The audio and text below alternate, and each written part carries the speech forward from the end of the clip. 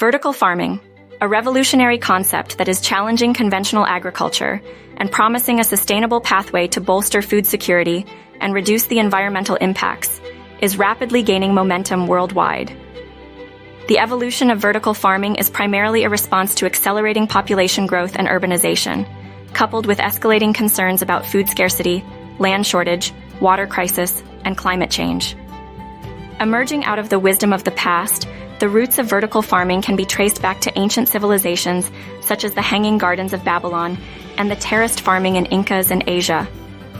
Nevertheless, the term vertical farming was first coined in 1915 by American geologist Gilbert Ellis Bailey.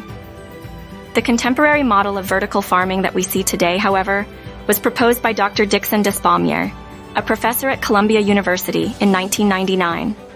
Despommier initially intended to place traditional greenhouses on roofs, a concept that later evolved into the idea of growing plants in skyscrapers named farm scrapers. The essence of vertical farming lays in the idea of stacking crops vertically, inside controlled environments. This farm-everywhere approach provides a solution to the growing land deficit and escalating food requirements. Vertical farms, primarily using hydroponics and aeroponics, reduce water consumption by 70 to 95%, making them an attractive option for water-scarce regions. By bringing farms closer to consumers, vertical farming also slashes transport emissions, spoilage, and the need for preservatives, contributing to both eco-friendliness and food safety. Furthermore, by controlling environmental variables, vertical farmings can enhance crop productivity and year-round cultivation. Despite the merits, vertical farming also elicits critiques, primarily regarding energy usage and economic feasibility. Vertical farms are heavily dependent on artificial lighting and climate control systems, which leads to higher energy consumption compared to open field farms. This can inadvertently contribute to the carbon dioxide emissions unless powered by renewable energy.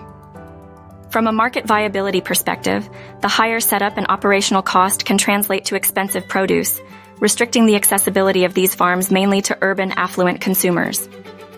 Advances in LED lighting, automation, and sensor technologies have made it possible to fine-tune growth conditions to maximize yield and nutrition content. Vertical farming also offers a fertile ground for the application of machine learning and data analytics for crop disease prediction, gene editing for yield optimization, and robotics for harvesting. This intersection of farming, technology, and data science is expanding the frontiers of what is possible in agriculture. From a global perspective, Asia, particularly Japan, China, and Singapore, is leading the vertical farming movement. In America, companies like AeroFarms, Plenty, and Bowery are pioneering the industry. Even big tech companies like Google and Amazon are making forays into vertical farming, signaling a more profound shift in the way we perceive food production.